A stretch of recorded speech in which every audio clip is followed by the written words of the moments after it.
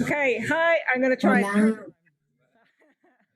voy a intentarlo por tercera vez. Hola, y les doy la bienvenida al evento anual de la HPG, que está centrado en las repercusiones humanitarias del retroceso en los derechos. Me complace mucho ver a tantos amigos y amigas, tanto aquí como online. Soy la directora de la HPG. Me gustaría disculparme antes de nada, hemos tenido algunos problemas técnicos, así que me disculpo por aquellos y aquellas que estén en línea. Y ahora aquí estamos y vamos a empezar. Tenemos un panel estupendo y sobre un tema muy interesante. Un tema un poco extraño para centrarnos como humanitarios, porque a veces hay relaciones complicadas entre la acción humanitaria y los derechos humanos. Esa relación tan poco cómoda a veces llega también a los activistas. Y se habla pues muchas veces de violación de derechos humanos, se piden responsabilidades. Y si es en Ruanda, Myanmar, en Siria, sea donde sea, algunos de los problemas más importantes de las personas que trabajan en el sector humanitario es que no se ha identificado lo suficiente en las violaciones de derechos y han utilizado su influencia. Este evento forma parte del grupo de la HPG. Vamos a hablar mucho de lo que tenemos que hacer, de cuáles son los retos políticos y cuáles son las responsabilidades políticas. Y al mismo tiempo tenemos que preguntarnos si las organizaciones están haciendo lo suficiente cuando vemos las restricciones de derechos que están teniendo lugar en todo el mundo. Estas restricciones de derechos no ocurren solo en contextos de crisis, sino también en algunas democracias llamadas liberales. Lo que estamos viendo cada vez con más pruebas es lo interconectados que están estos hechos, las reglas, las normas que protegen las vidas de las personas más vulnerables solo se sostienen si reflejan las libertades de otros derechos en otros lugares. Hace años, en 2020, queríamos organizar este evento porque veíamos que había una especie de parálisis en el Consejo de Seguridad de la ONU en lo que se refiere a crímenes contra la humanidad en diferentes contextos. Y Trump en aquel momento que estaba ejerciendo poder y desmantelando de alguna manera instituciones globales. Ya habíamos avisado en ese momento que faltaba implicación en la defensa de derechos humanos y hacíamos un llamamiento a las agencias humanitarias para que luchasen por acabar con la impunidad en las violaciones de derechos. Pero eso fue antes de la situación que tenemos hoy en el Reino Unido, donde vemos que el gobierno está buscando legislación de emergencia para poder, digamos, externalizar su responsabilidad de cara a los refugiados políticos. Eso fue antes Estados Unidos. También se hubiese un retroceso en los derechos reproductivos y derechos de género y lo que ocurre también en Afganistán. Y también fue antes de la situación que vemos ahora en Gaza, con el presidente Biden y otros líderes occidentales que reconocen que hay violaciones y, sin embargo, tienen su apoyo político. Hemos visto, por tanto, que se están desmantelando las instituciones que protegen los derechos, tanto a nivel internacional como nacional. Y esto tiene consecuencias muy graves y tenemos que verlos en las fronteras europeas. Amenaza las vidas de personas, tanto aquí como fuera. Entonces, para centrarnos en estos temas y respondemos a la pregunta de cuáles son las repercusiones, tenemos a panelistas muy importantes e interesantes. Hassan Nakat es un cineasta, escritor y activista de derechos humanos británico-sirio. Y le hemos tenido que preguntar en qué está trabajando exactamente ahora, porque hay tantas cosas diferentes, me gustaría saber cuál es su prioridad. Pero ahora me está diciendo que está hablando, que está trabajando en los desplazamientos forzosos, intentando humanizarlo en plataformas culturales diferentes. Y aquí a la derecha tenemos el doctor Akhtar, que es director del Instituto Global de Investigación Estratégica y profesor en la Universidad de Hamad bin Khalifa. Y a su derecha tenemos a la señora Abbasi, que es una investigadora en Human Rights Watch y trabaja especialmente en el problema de los derechos de las mujeres en Afganistán. Y a su derecha tenemos al doctor Jani Swissaranjan, que es el director general de Oxfam Reino Unido, aquí en el Reino Unido. Pero antes de empezar, para nuestra audiencia online, simplemente decirles que tenemos interpretación en árabe, francés y español, así que basta con que a mitad de la pantalla seleccionen el idioma que quieren escuchar y también tendrán capturas y podrán acceder a ellas en su pantalla. Si quieren tuitear, también pueden hacerlo. Los que estén online, por favor, pueden utilizar la función de preguntas y poner poner cualquier pregunta a los panelistas. Vamos a empezar primeramente contigo, Sam. Me gustaría empezar con una pregunta un poco más personal, Sam. La imagen que das del Reino Unido, la que dabas antes de venir aquí, cómo eso cambió en tus viajes y después de vivir aquí. 9 años. Muchas gracias por invitarme. ¿Se me oye bien? Porque yo no me oyo bien. Genial. Viví en Siria, así que he estado en muchos estados autoritarios. Mi idea del Reino Unido era increíble porque Gran Bretaña invadió un país muy cerca del mío. Entonces es un país, y yo pensé que le importaba mucho la democracia, ¿no? Irak fue el país. Entonces fui y dije, uy, esta democracia tiene muchos fallos.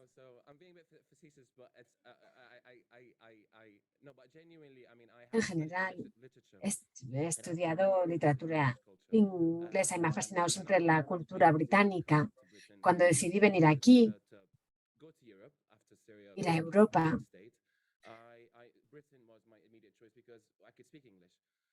la primera opción era Gran Bretaña porque hablaba inglés. Mi expectativa era un poco pues cuando me preguntaron por qué, en una entrevista en mi país, ¿por qué Reino Unido? Pues que es el centro de los derechos humanos, es un país que respeta la democracia y tiene transparencia, libertad, cosas a las que yo doy mucho valor. Y voy a ser honesto, para mí es muy importante que puedo tuitear cosas y no me van a deportar, tengo privilegios, puedo ir a manifestaciones, puedo hacer trabajo político sin tener repercusiones. Porque en otros países sí que he estado en prisión por ir a manifestaciones. Esa era de alguna manera la expectativa que tenía. Me parece que vine más o menos en 2015, cuando el referéndum, y veía toda esa publicidad de Turquía va a entrar en la Unión Europea y toda esta gente va a querer entrar, pósters,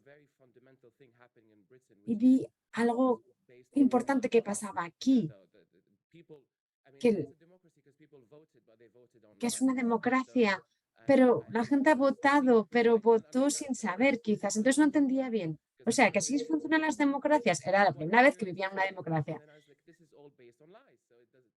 Está todo basado en mentiras, así que no es una democracia real. Y después, desde entonces, especialmente en materia de desplazamientos, se fueron empeorando las cosas, cada vez peor.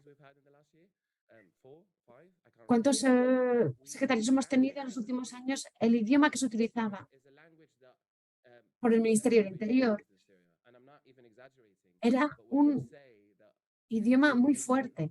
cuando hablas de invasión, cuando dices eso en los medios de comunicación todo el tiempo, es una invasión, un hombre en edad de luchar, inmigrantes ilegales, siempre utilizando una retórica. De hecho, 84 personas, se hizo un estudio, 84% de las personas que cruzan un país lo hacen legítimamente. Entonces, digamos que de alguna manera estaba decepcionado de que hubiese también esta retórica en Reino Unido. Y lo que pasa en Gaza también me sorprende porque me esperaba algo más. Me deprime la retórica. El primer ministro que fue a Israel le decía, queremos ganar. Les voy a decir por qué. En los últimos 8 años de mi vida aquí, cada vez que veo a algún político hablando de mí como inmigrante, tenemos que respetar los derechos. Tienen que venir aquí y respetar los derechos y las reglas británicas, los valores británicos. ¿Vale? He mirado los valores británicos, son muy interesantes. Respeto, tolerancia, el Estado de Derecho, libertad individual, y hay un quinto que ahora no me acuerdo bien de cuál es. Pero son valores muy interesantes. No creo que nuestro gobierno esté respetando ninguno de estos países. ¿Por qué me decís a mí, como inmigrante, que respete unos valores constantemente cuando ustedes no los están respetando? Sin olvidar lo que está pasando en Gaza, lo que pasa aquí también, en este tuit, miren. A ver de quién es, a ver si lo adivinan. Somos un país razonable, pero nuestra paciencia se está acabando. Nuestro Parlamento es soberano y tiene que poder tomar decisiones que no se puedan deshacer en las Cortes. O sea, la regla número 1, el de los valores, es el Estado de Derecho. Muy bien. Pero lo han tirado por el váter, francamente. Bueno, quizás no haya respondido a su pregunta. Pero creo, eso es lo que esperaba yo, la realidad de Gran Bretaña y lo que me encuentro. Pero también quiero destacar algo importante. Nunca en mi vida he votado.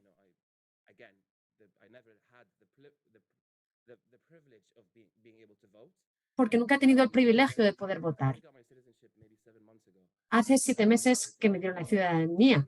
Allí decía, tengo muchas ganas de votar.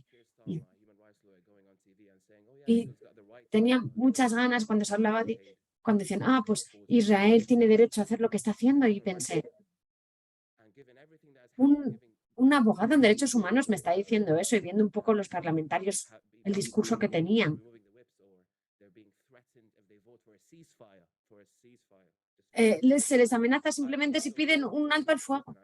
Entonces pienso, en este país tenía tantas ganas de ser parte de este movimiento político y todo eso, y de algo que nunca había hecho. Y ahora no me dan ganas de hacerlo. Lo siento si esto es un poco deprimente todo. Tanto tu experiencia personal como tu experiencia política es importante aquí. Porque en HPG pensamos en esto en materia de análisis, de políticas y las repercusiones de las personas. Estás viviendo en estos mundos diferentes, ¿no? Bueno, hice una charla de la inteligencia militar británica y un poco de miedo. Nunca había ido a un sitio así y di una charla y dije que después de irme de Siria, poco después,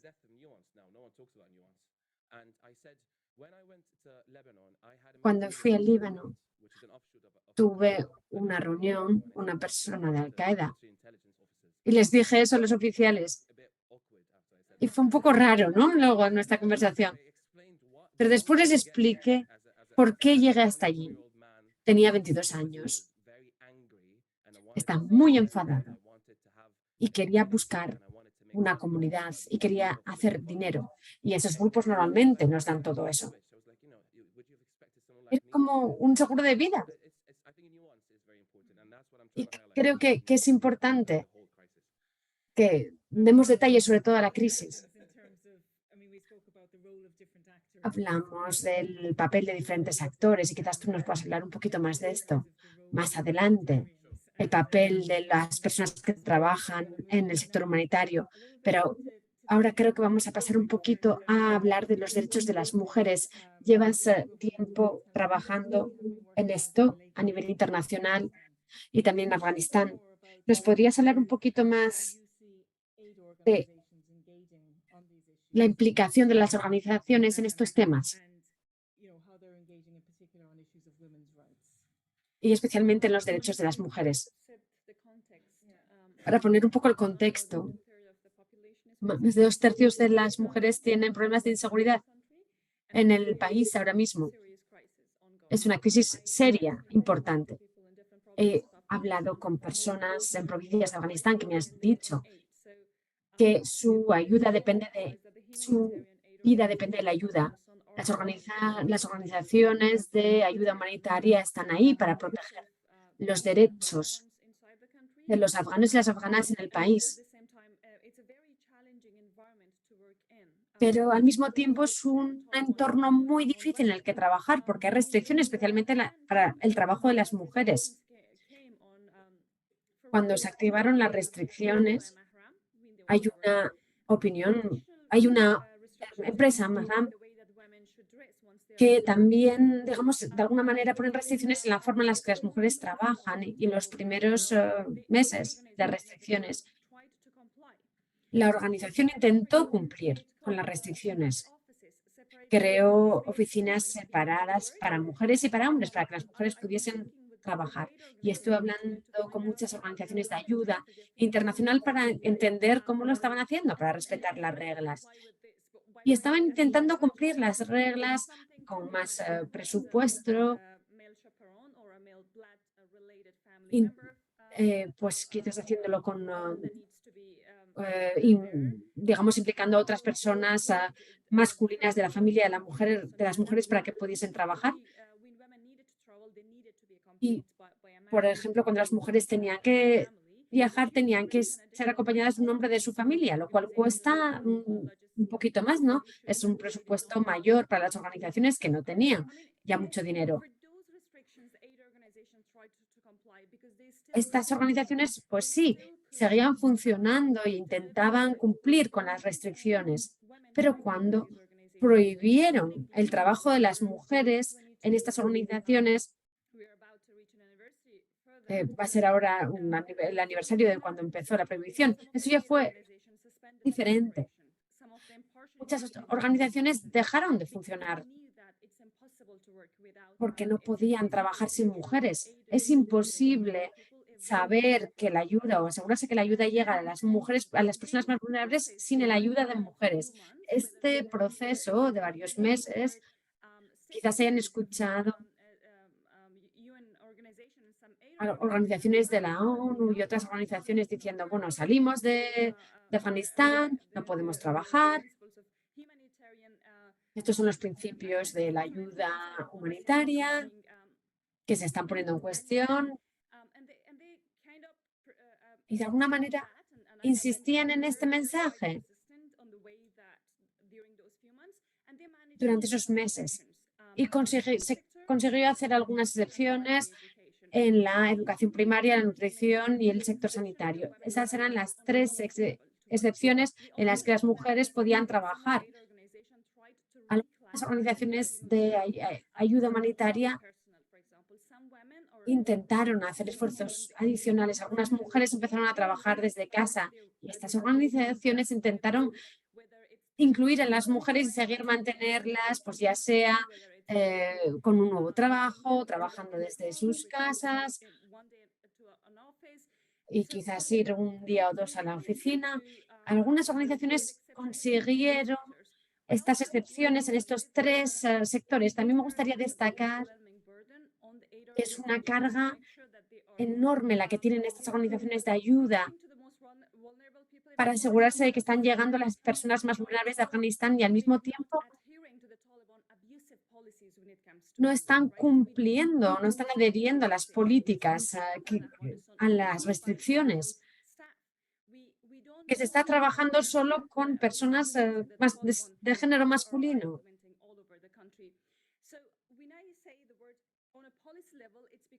A nivel de políticas, decimos que algunas organizaciones han podido negociar, pero a nivel local es difícil quedarse.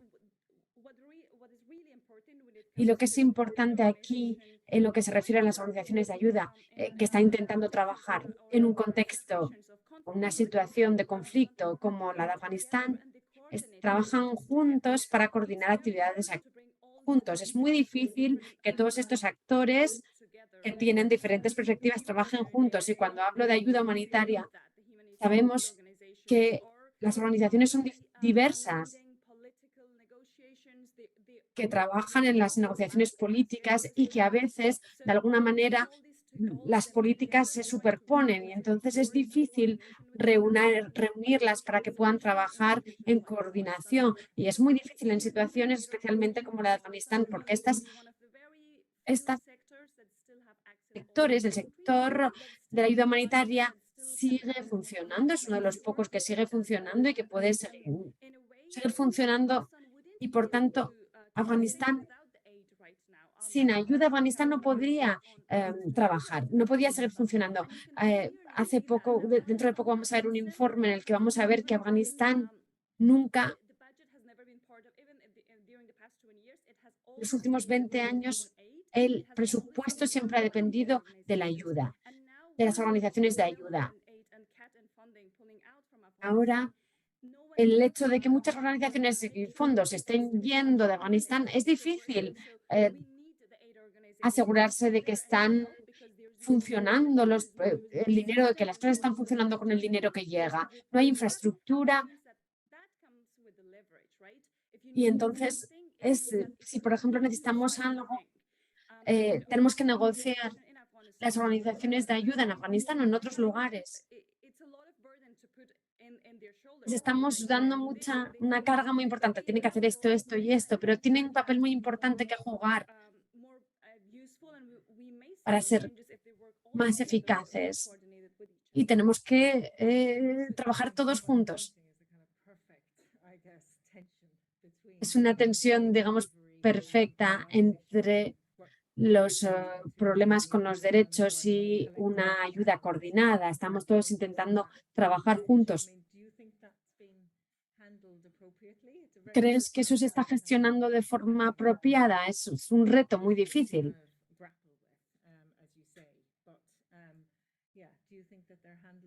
¿Crees que se está gestionando de la mejor forma posible?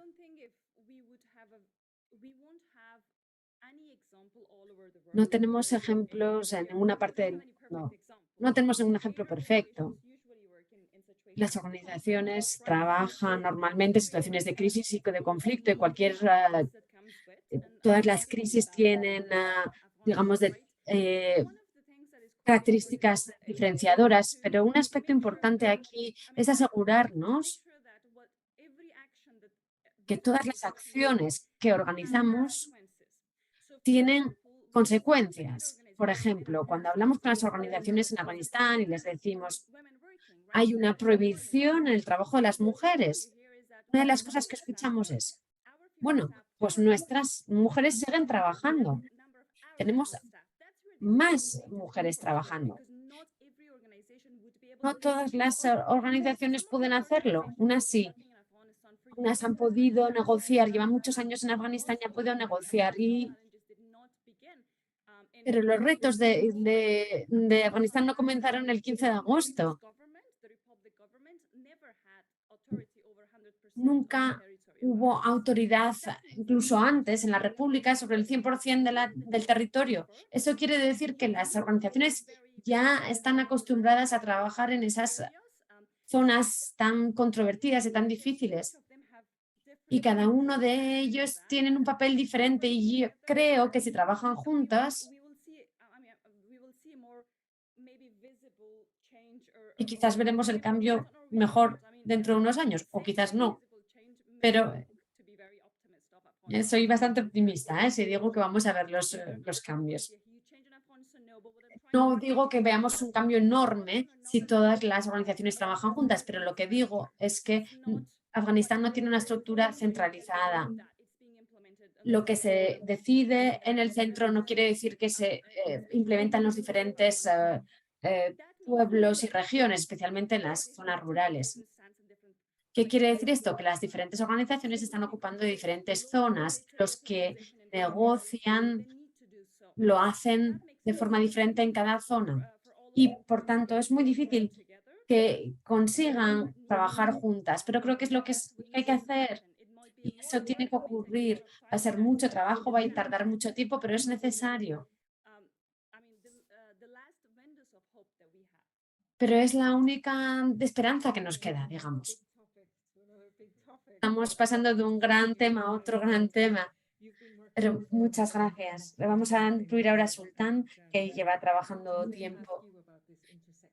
Y me gustaría preguntarle sobre esta intersección entre las organizaciones humanitarias, los derechos, las organizaciones que están implicadas en algunos lugares. ¿Podías volver un poco a este tema? Voy a explicar un poquito lo que quería decir cuando hablamos de esto. El 7 de octubre, la forma en la que percibimos lo que ocurrió es que se sacó de contexto políticamente, pero de forma también humanitaria. Tendemos a olvidar que las agencias de ayuda humanitaria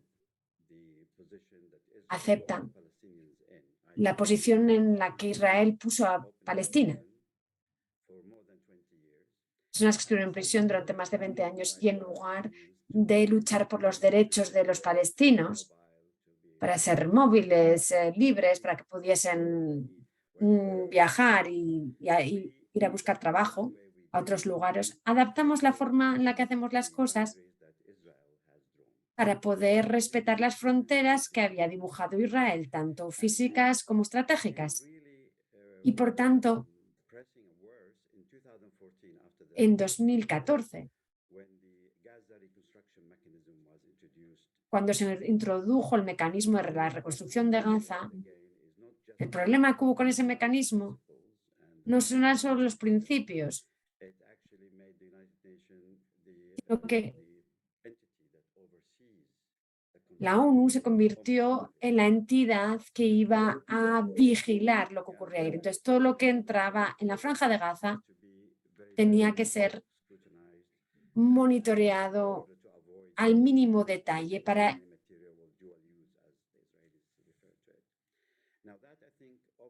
evitar conflictos. Y creo que esto con el tiempo, eso también afectó a la protección de los derechos de los palestinos y las palestinas, porque muchos de ellos ya son refugiados, ya están bajo protección internacional en Gaza y lo perdieron todo. Ese es el contexto en el que dije esas palabras.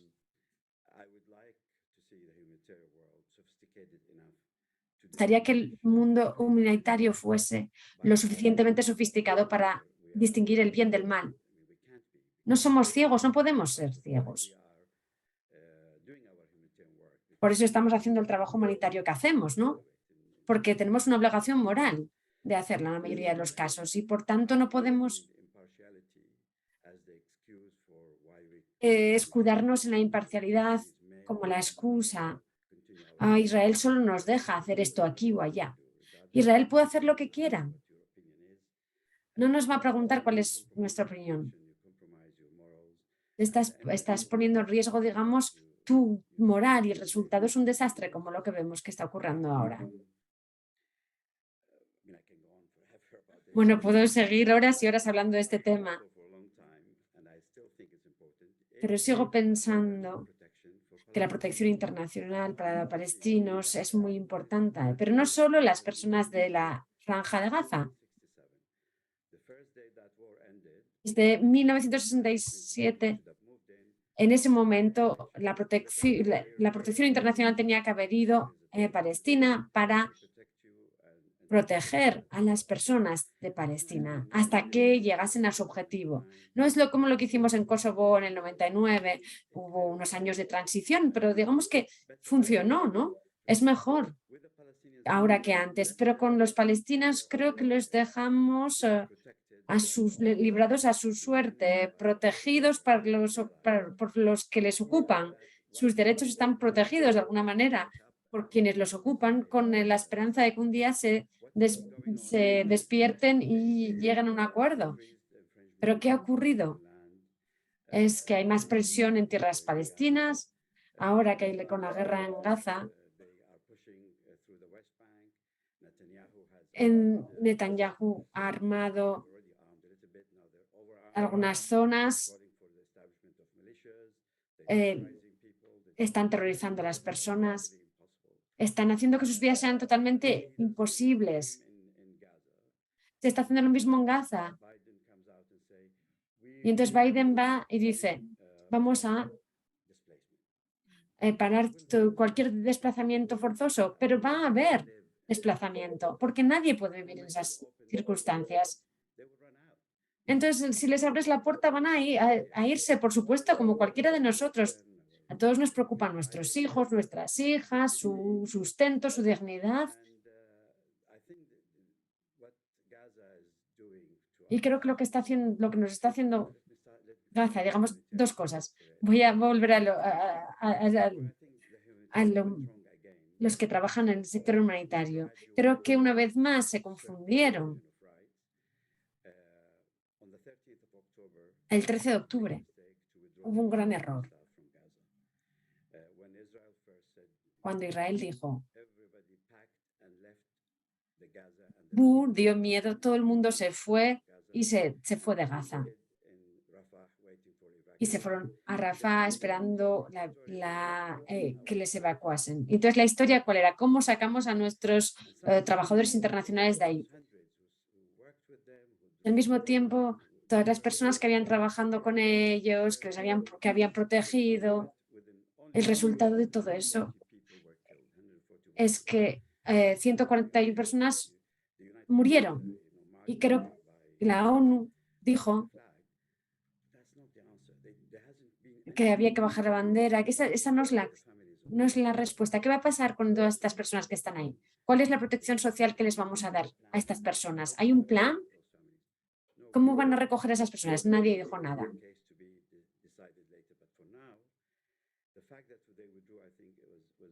El hecho de retirarse de esa zona creo que fue un problema muy grave. Y por último, recordar que quedarse en silencio no es una opción. Es algo que se hace en un conflicto civil cuando las dos partes pues no estamos seguros, unos tienen razón en una cosa y otros en otra, y quieres como quedar todo en el medio. Pero no creo que nadie debería hacerlo. El ISA sí, pero los demás no. Los servicios de inteligencia israelíes, vale, pero en los demás no podemos. No sé si he contestado. Bueno, volveremos a ti más adelante, pero me gustaría pedirle a Dani que comente. Empezamos con Hassan, con experiencias personales y creo que es algo en lo que has trabajado también en Oxfam. Y has trabajado también con esta idea de espacio cívico. Quizás nos puedas hablar un poquito sobre el espacio que tienen las ONGs y hablar un poco de lo que comentaba Sultan. ¿Cuál es, digamos, qué presión pueden ejercer estas organizaciones? Gracias.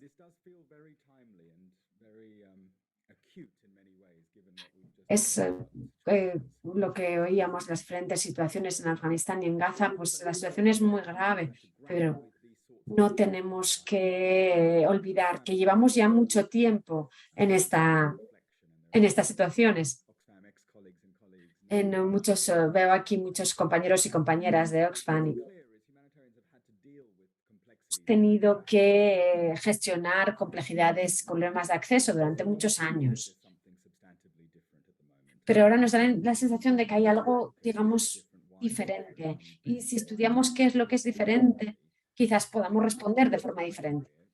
Pero por mi carrera puedo decir que la diferencia entre 2013 y 2014. En 2013 hablaba un poco de espacio cívico, de la alianza de la sociedad civil, y me invitaron a una reunión con organizaciones internacionales. Y recuerdo que fui a una de estas conferencias con grandes agencias de ayuda humanitaria y me decían, ¿no les preocupa lo que está ocurriendo en el mundo y el retroceso en los derechos? Y casi todo el mundo decía, no estamos tan preocupados. Somos organizaciones humanitarias. Es nuestro trabajo, tenemos que seguir funcionando. Y para mí fue decepcionante ver que no se implicaban en esos temas. Y hoy lo veo desde otro punto de vista porque formo parte de una organización, soy director general. Y todos nosotros estamos teniendo que lidiar con situaciones muy complicadas. Y si tenemos que comparar la escala del espacio cívico, estudiar solo la libertad de expresión, la libertad de reunión, etcétera. Y vemos en diferentes países y vemos el deterioro de los derechos en los últimos 10 años. Las libertades individuales, estamos poniendo en riesgo esos derechos y especialmente dificultando la tarea de las organizaciones que trabajan en derechos. Solo el 3% de las personas del mundo viven en países que se consideran libres y abiertos. Y para volver un poco a lo que decía Hassan, este país increíble en el que vivimos no respeta. Y de hecho en esta escala bajó de posición Reino Unido hace 6 meses, antes de la coronación, antes de lo que ocurrió antes de las últimas semanas. Ya había preocupación sobre las libertades cívicas en este país. Y esto es bastante preocupante porque pensamos que vivimos en una democracia que está bien, pero no es así. La otra cosa que me gustaría decir es que la otra diferencia es que muchas organizaciones internacionales trabajan hoy, en la actualidad, es una hipótesis solo, forma que somos más vulnerables a este retroceso de los derechos. O, por ponerlo de una forma más optimista tenemos que, digamos, de alguna manera prepararnos mejor. Porque miramos en las relaciones que hay y cómo tenemos que implicarnos. ¿Cómo tenemos que implicarnos? ¿Que a quién tenemos que proteger? No significa solo paz y estabilidad. Tenemos que implicarnos en los problemas de derechos y los actores a los que queremos reforzar sus derechos no tienen la cobertura que muchas organizaciones pueden dar. No pueden sacar por ejemplo, no pueden sacar a sus trabajadores del extranjero. Entonces, creo que por un lado sí que tenemos repercusiones con este retroceso de derechos, pero también nos tenemos que preparar mejor.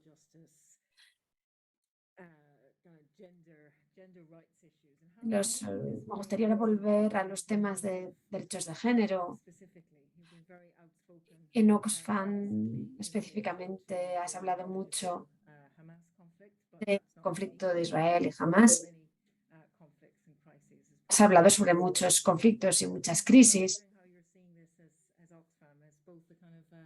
Me gustaría, ¿cómo ves esto? Como una organización de derechos humanos y una humanitaria. Por un lado, lo que ocurre en este país es un ejemplo. Hablamos de derechos cívicos y derechos individuales, ¿no? los dos tienen problemas aquí, pero también hay problemas y retos en las instituciones y en las organizaciones de sociedad civil. Hemos visto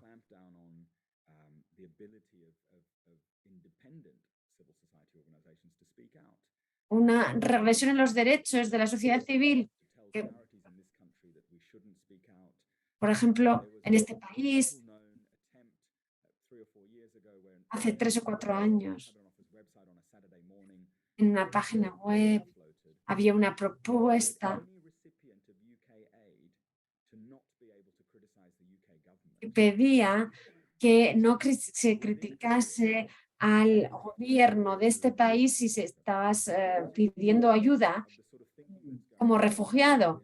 Ese comentario, por supuesto, se desapareció de la página, pero nos da una idea de los diferentes aspectos de la democracia. El entorno de las organizaciones que quieren defender la independencia de la sociedad civil y pedir el respeto de los derechos son más vulnerables hoy que de lo que eran antes. Y oímos siempre, bueno, ahora hablamos de Gaza. Nuestro equipo, tenemos en Oxfam tenemos un programa que lleva funcionando ya mucho tiempo y queríamos asegurarnos de que hablábamos y nos levantábamos por los derechos cuando podíamos. Y para mí, lo que más, digamos, la experiencia que más me rompió el corazón es escuchar a nuestros compañeros y compañeras en Gaza y preguntarles qué es lo que tenemos que hacer. Y el mensaje es claro, es solo uno.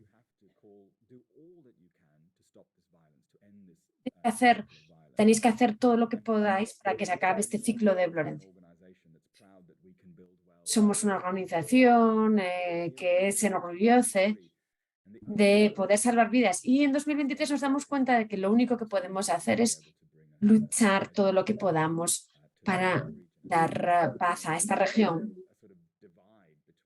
Así que todos los días estamos, digamos, divididos entre la ayuda humanitaria y creer en los derechos. Gracias.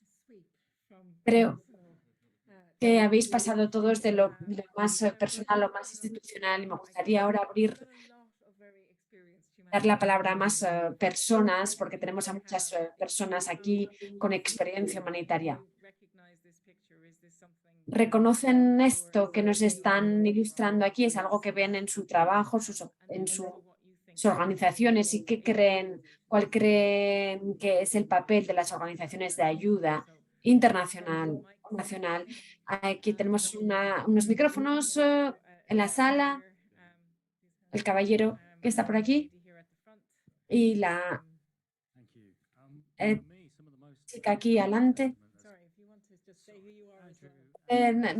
Decirnos quién es Andicio de EFL. Para mí, un testimonio de los más increíbles de Gaza es de la IMSF, que estaban siguiendo su mandato humanitario, pero que lo que veían era diferente para mí. Las últimas semanas han reforzado la necesidad de volver a los principios humanitarios principales y básicos, que es que si por ejemplo, no se tiene acceso al agua o acceso a sanidad, son los principios básicos. Esos mensajes tienen un poder muy, muy fuerte.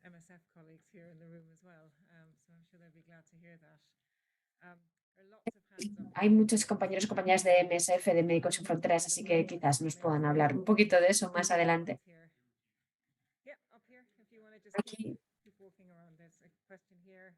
Aquí hay otra pregunta.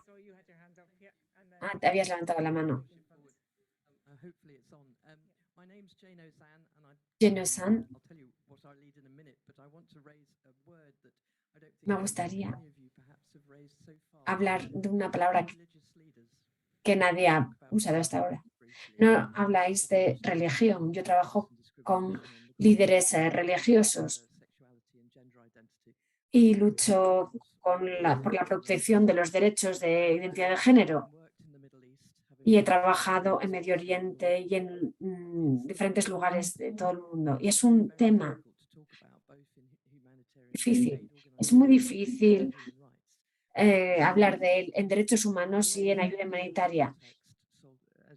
En estos contextos, como hablabas antes, el contexto religioso y quiénes son nuestros aliados en este espacio es muy difícil encontrar una solución. Entonces, mi pregunta,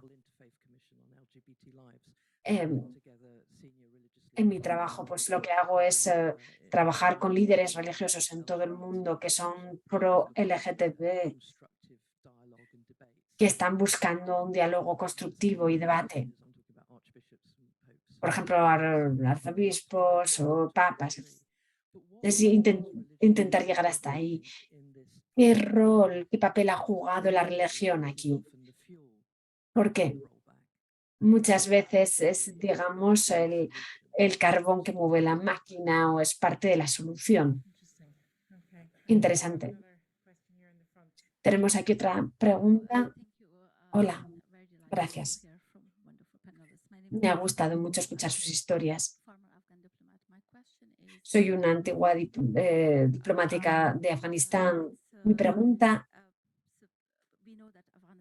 sabemos que Afganistán ya no es el foco de las organizaciones internacionales,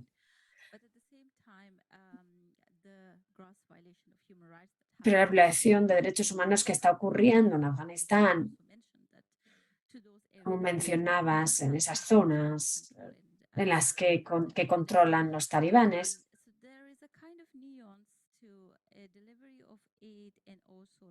hay una distinción entre de alguna manera, aportar ayuda internacional y no respetar los derechos. ¿De qué forma la comunidad internacional tienen que ser neutros? Sí, pero ¿cómo pueden asegurarse de que se entienden estas diferencias?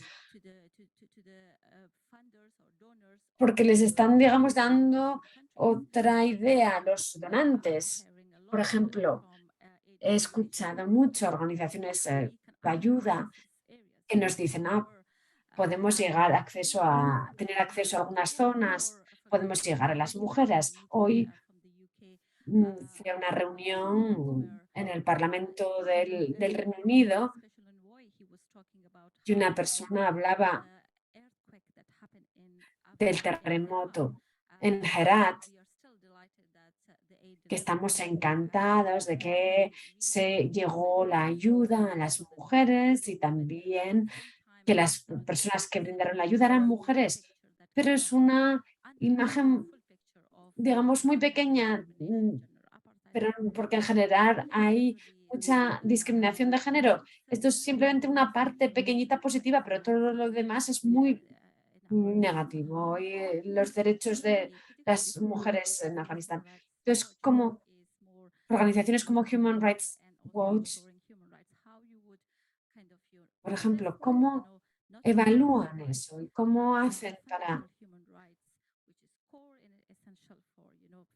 cuidar los derechos humanos fundamentales a la hora de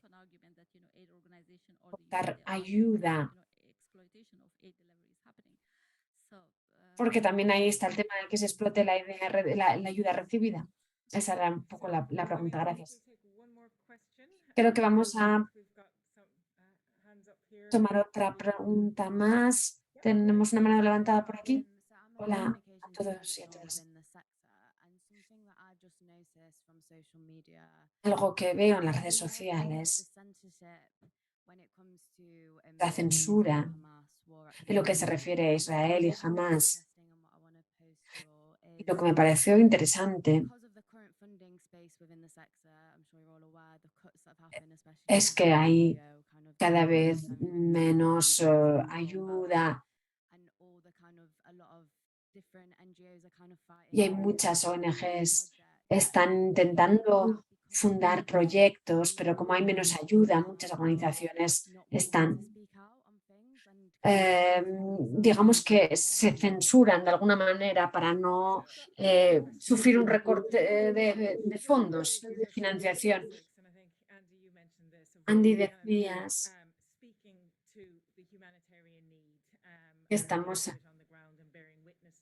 que es importante escuchar los testimonios de las personas que están en el terreno. Y hay un reto diferente, es el que cómo estas personas se convierten en una cobertura y no toman acción. ¿Cuál es el papel de la religión? Si los recortes de ayuda tienen efectos sobre la censura. Y otra pregunta sobre el papel de los medios de comunicación y si eso forma parte de la solución. Son preguntas muy amplias.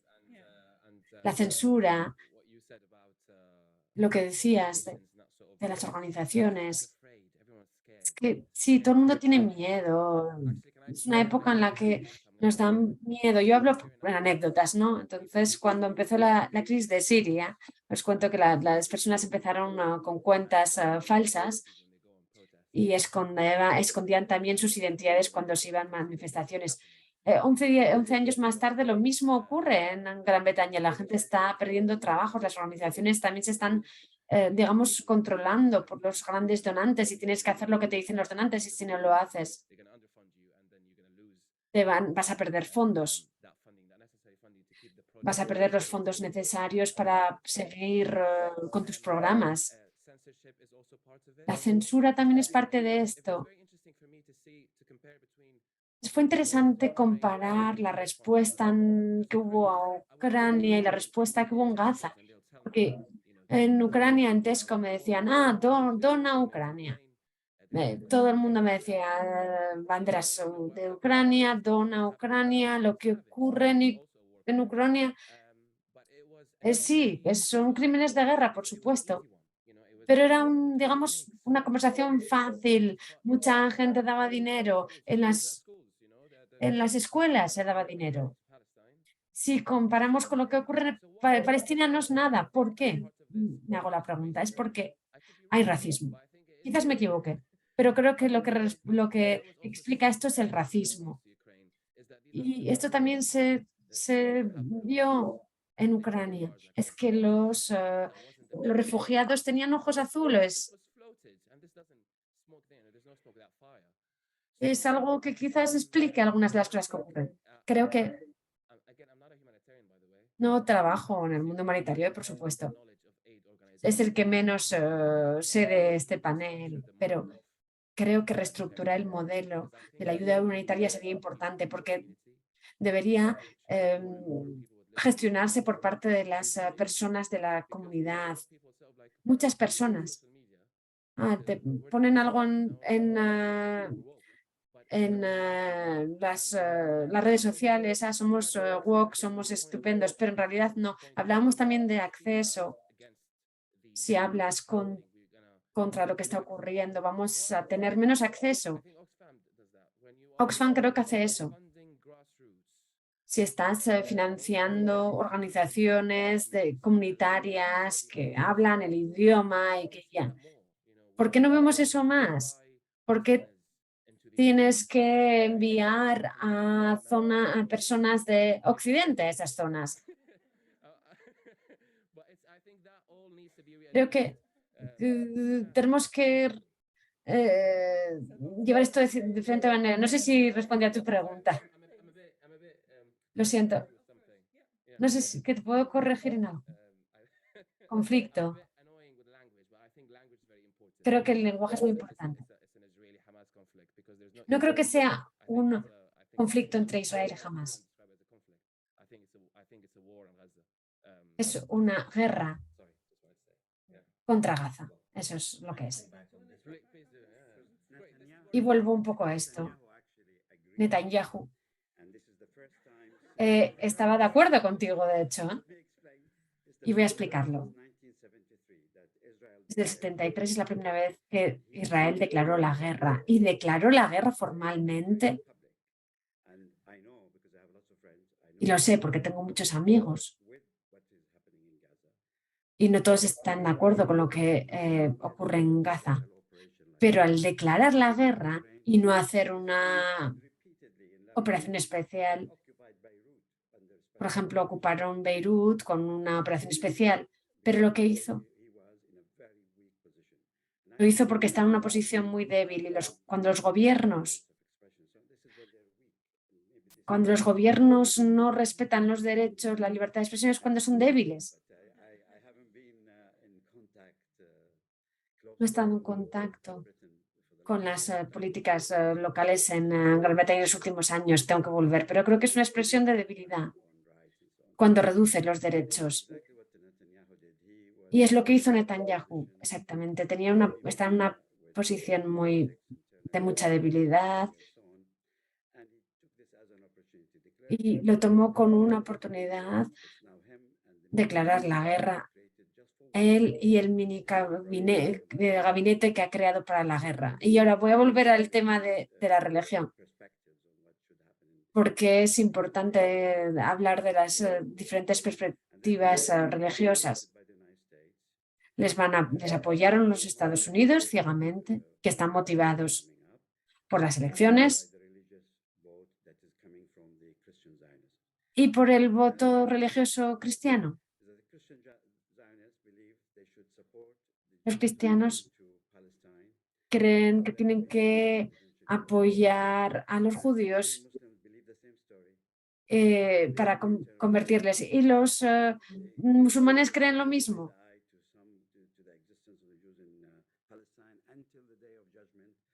Hasta el día del juicio final, cuando que pensamos que todos se volverán a convertir. Y se ve con estas tres partes. Los israelíes dicen, vamos a trabajar paso a paso. Primero nos devuelves a Jerusalén, etcétera, y luego ya hablaremos de la conversión. Pero la creencia religiosa sí que está en el corazón de lo que está, en el centro de lo que está ocurriendo. La semana pasada, no sé si lo escucharon, así pasó muy brevemente las noticias, que Netanyahu habló de quizás las bases de un acuerdo en Gaza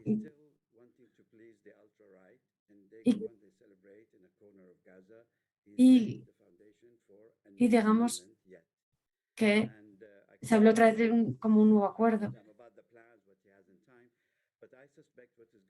Y sospecho que lo que va a ocurrir en los próximos días es que va a repartir Gaza en 3 territorios. Y la frontera va a ser como en 3 partes. La población van a tener que volver con sus condiciones. Lo más triste de todo esto es que todos seremos cómplices de permitir este plan. Porque tenemos que estar ahí, tenemos que ayudar.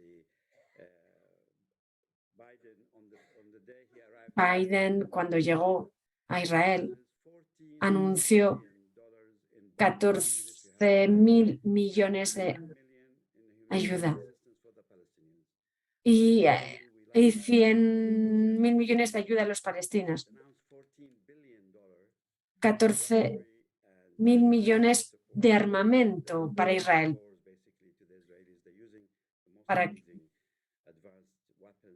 Les están dando los mejores consejos en estrategia armamentística.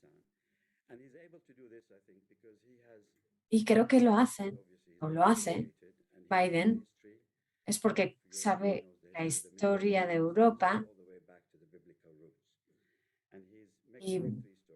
y ha mezclado el Holocausto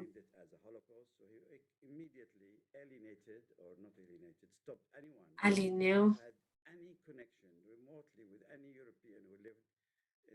cualquiera que vivió en los 30 o 40 ya no pueden hablar.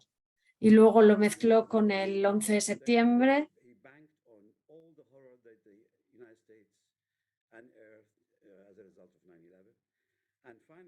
y por último lo mezcló con ISIS.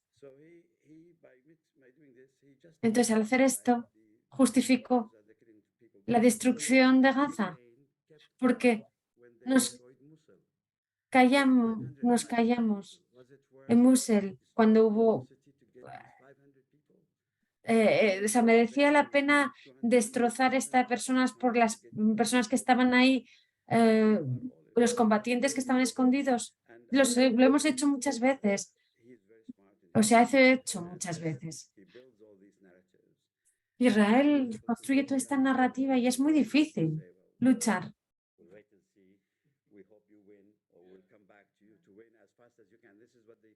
Y es, pero pensábamos que iba a ser muy rápido, pero ahora ya llevamos 8 semanas con muertes y también hay infecciones y falta de acceso sanitario, con lo cual eso se está complicando las cosas. Quería incluir también a Foresta, pero quizás has hablado tú ya de esto, si se utiliza la cobertura, digamos, si es una forma de esconderse detrás de la ayuda humanitaria, de esconder esta inacción. Y luego volvemos a Dani. Gracias. Estamos de acuerdo que los derechos humanos tienen que ser el componente principal de la acción humanitaria.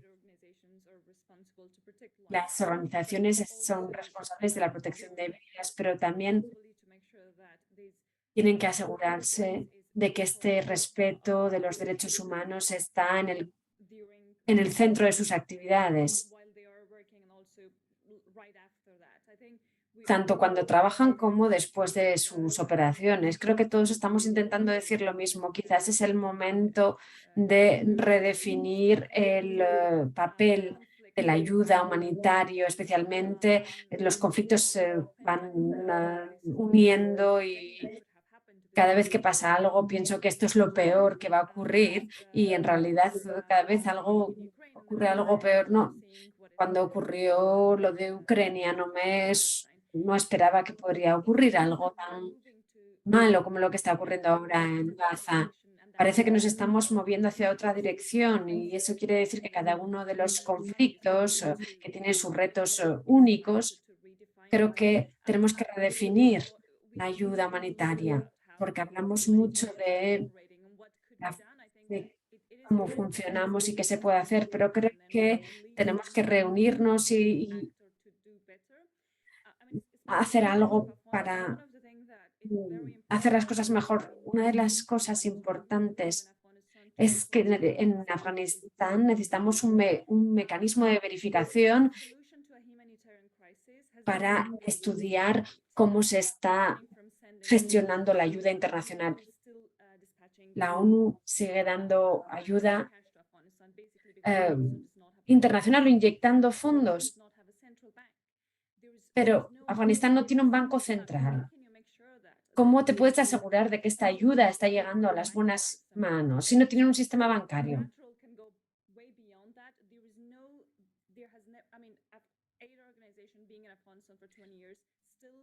En las organizaciones, por ejemplo,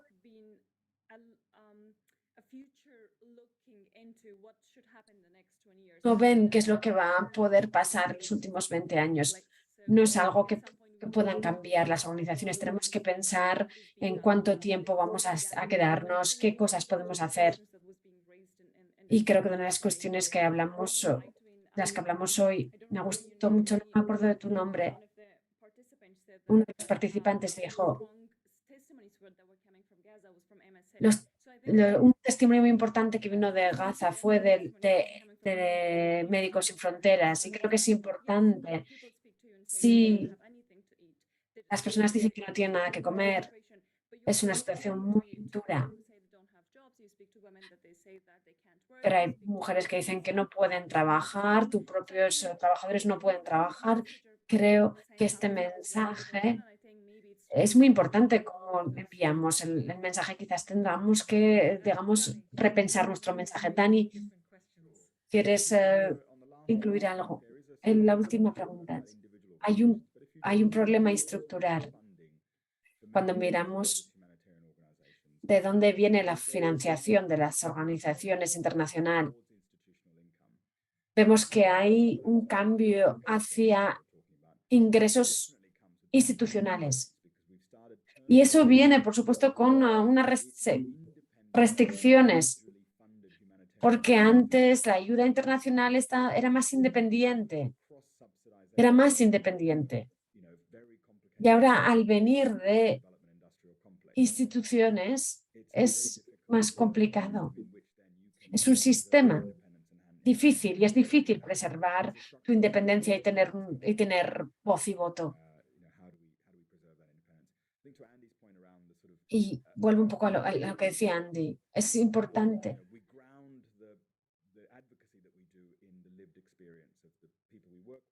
que nos centremos en las experiencias vividas de las personas que trabajamos. Mi predecesor, que supongo que algunos recordarán que falleció hace unos años, me dio un consejo. Me dijo, Dani, cuando eres lo más político, tienes que sonar. Cuando eres muy político, tienes que parecer lo más caritativo. Y creo que para nosotros es muy importante. Lo que no me dijo, no dejes de ser político, en estos contextos. Y un poco volviendo al punto religioso, sí, estoy totalmente de acuerdo. Hablamos de contextos sociales, de valores, tolerancia. ¿Cuáles eran esos valores? Libertad individual. Los tuve que estudiar para un examen.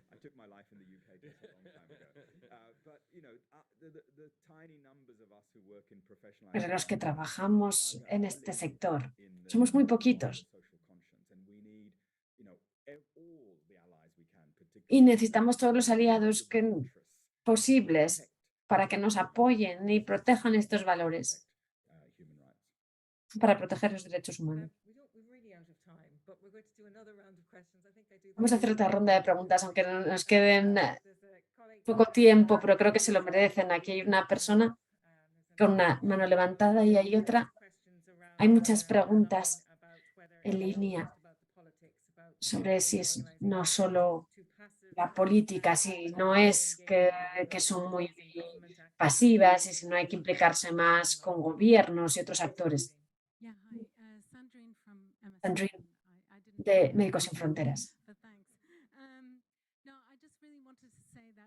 Quería decir que es un debate muy interesante y que estamos presenciando las repercusiones humanitarias de un retroceso de los derechos en Gaza, Afganistán y otros,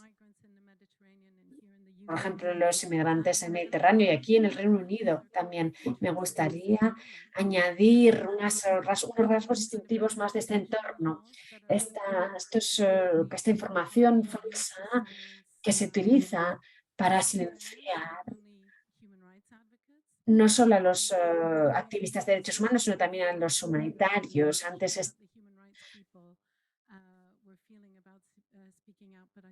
Antes solo ellos tenían miedo, pero nosotros ahora también tenemos miedo de hablar. También vemos los grupos antiderechos. Tenemos grupos antiderechos que están defendiendo que se restrinjan los derechos en algunos sectores de la población. Y ellos están invadiendo espacios de la sociedad civil. Nosotros vemos muchas restricciones de ayuda y controles de gobiernos autoritarios que están intentando controlar a la ayuda materia de relación, lo que decía Hassan, como que tienes que de alguna manera defender que te mereces esa ayuda. Entonces, ¿cuáles son las líneas rojas? ¿Hasta dónde podemos llegar en estos países? Estamos trabajando con organizaciones locales, con ministerios, pero en sociedades en las que no hay derechos. También hay criminalización de trabajos humanitarios. Por ejemplo, en algunos países europeos tenemos casos en tribunales en los que se nos ha acusado por temas de apoyo a refugiados. Creo que es importante que trabajemos con las organizaciones de derechos humanos y seguir luchando. Creo que había otra pregunta por ahí y luego aquí adelante. Gracias, hola. Soy Karen. Antes trabajaba para MSF y para la Cruz Roja y ahora estoy con otra organización. Estoy aquí, vengo de Nueva Zelanda por mis estudios y estoy muy sorprendida por la presentación. El Guardian y otros medios de comunicación, las narrativas que hay hablando de Gaza, que el gobierno británico es tan antipalestino, no lo entiendo. ¿Y qué podemos hacer? ¿Y qué pueden hacer las ONGs para convencer al gobierno? Relájate, ¿por qué eres tan pro-israelí? No entiendo. Me gustaría escuchar sus opiniones sobre eso.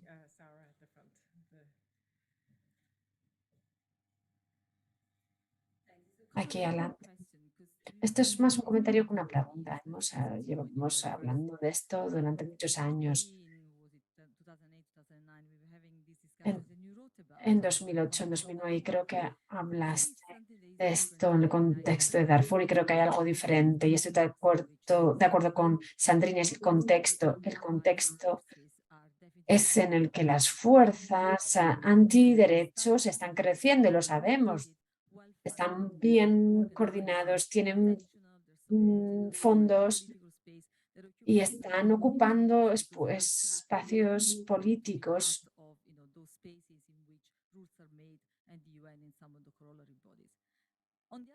¿Y por qué lo hacen? Porque no pueden estar en las instituciones como la ONU, por ejemplo. Y luego, por otro lado, estamos nosotros. Nosotros estamos buscando financiación, estamos buscando visibilidad y no conseguimos formar una plataforma para poder trabajar juntos. Y sobre todo en lugares en los que se niegan derechos fundamentales, derechos básicos, y que todos los días se lucha por los derechos más básicos. Digamos que nos escondemos detrás de la neutralidad y no sabemos qué es la neutralidad, porque no tenemos el coraje de luchar por lo que está bien y lo que tenemos que defender. Eso no es neutralidad, es cobardía. Y creo que es el momento de trabajar juntos antes de que este retroceso de derechos se vuelva tan profundo que no podamos volver hacia atrás. Un comentario rápido para volver a los comentarios. Antes en Siria yo era profesor y una vez me preguntaron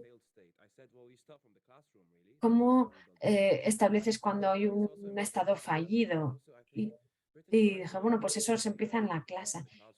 Por ejemplo, Gran Bretaña le cuesta mucho gestionar su pasado oscuro en las escuelas, en las aulas, y lo mismo ocurre en Palestina, en Gaza, etcétera. Yo he hablado con muchas personas, mis amigos, mi círculo,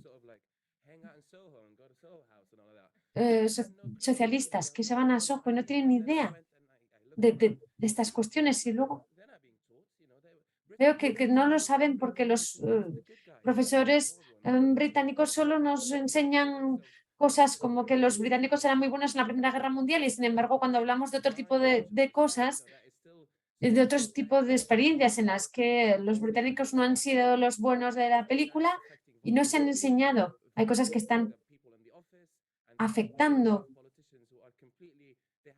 y tenemos políticos que no tienen moral ninguna porque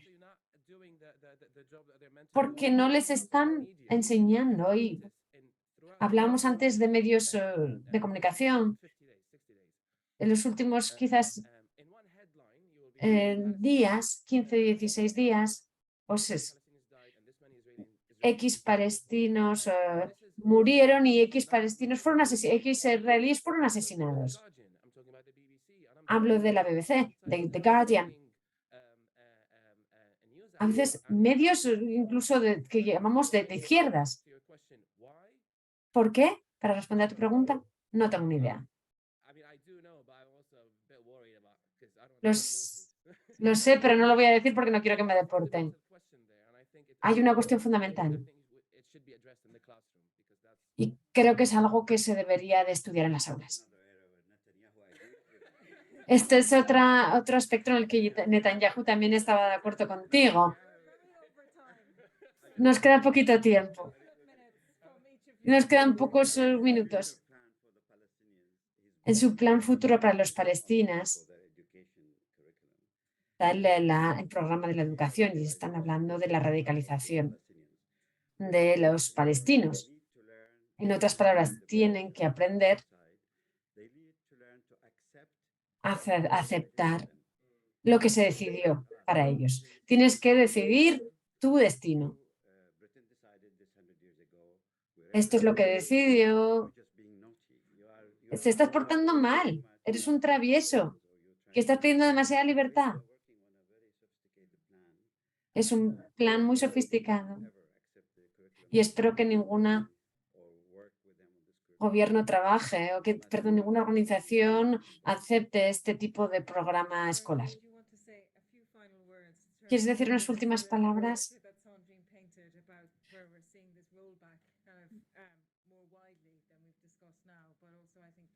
Sobre los retos que hemos escuchado y los temas que tenemos que tomarlos más en serio y cómo tenemos que hacer para trabajar, implicarnos más. Estoy totalmente de acuerdo que tenemos que reunirnos, tiene que haber coordinación, porque cuando trabajas juntos puedes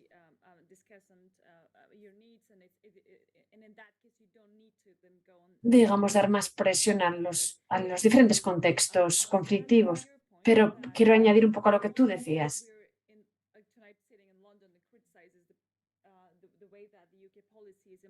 Estamos aquí, digamos, decidiendo las repercusiones o hablando de las repercusiones que tiene lo que tomamos aquí para afuera. Pero, por ejemplo, el ejército británico cometió crímenes increíbles en Afganistán y, sin embargo, a veces cuando hablamos de esto nos dicen, ¿por qué no estudias los crímenes del ejército australiano o estadounidense? Y me sorprende cuando hablas de de cómo se involucró el ejército británico en Afganistán. Cada vez que hablamos de eso es cómo te puedes permitir acusarlos de algo. Digamos que tienes que tener un requisito moral para poder criticarles. Y muchos países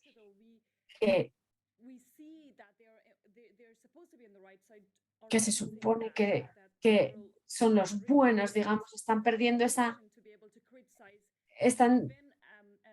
no están pudiendo criticar.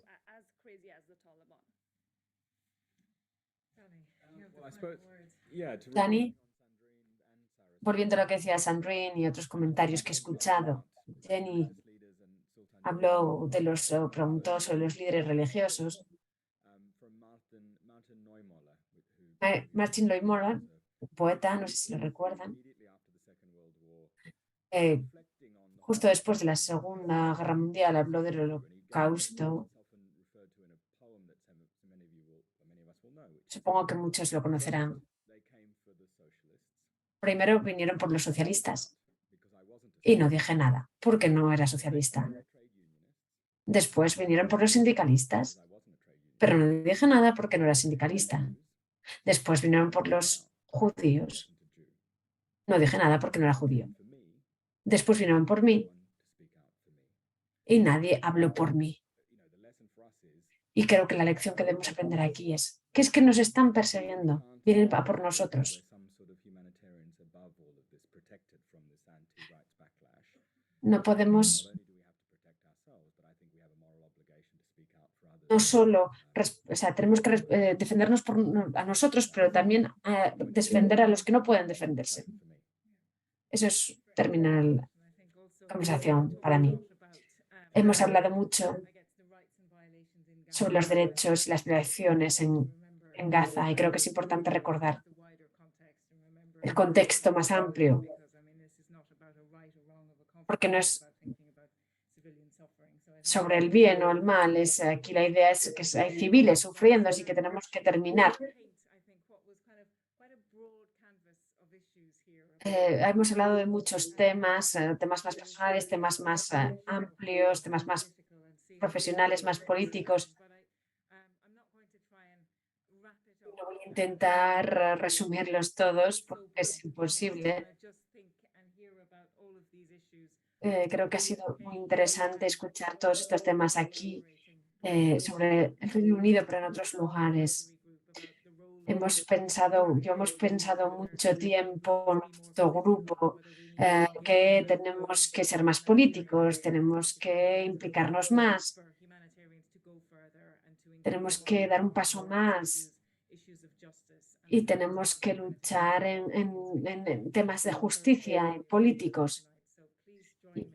Así que, por favor, denme las gracias a los panelistas por estar aquí con nosotros hoy.